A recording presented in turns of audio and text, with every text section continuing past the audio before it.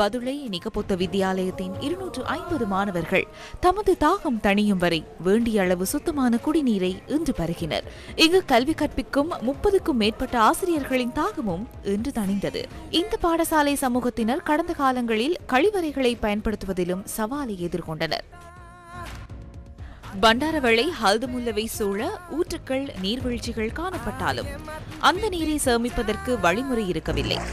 கம்மதவின் வழிகாட்டலில் ஸ்ரீலங்கா விமானிகள் ஒன்றியத்தின் நிதி பங்களிப்பில் நிகபொத்த வித்தியாலயத்துக்கு நீர் சேமிப்பு விநியோக கட்டமைப்பு வழங்கப்பட்டுள்ளது. விமானிகள் ஒன்றியத்தின் உறுப்பினர் கேப்டன் ஜானி கிறிஸ்டி, அதன் முன்னாள் தலைவர் நிரஞ்சன் ஜான் புள்ளே உள்ளிட்ட உறுப்பினர்கள் கல்வி தாகத்தை போக்கும் இடத்தில் நிலவிய குடிநீர் தாகத்தை போக்கும் திட்டத்தை கையளிக்கும் கைங்கரியத்தில் இணைந்தனர்.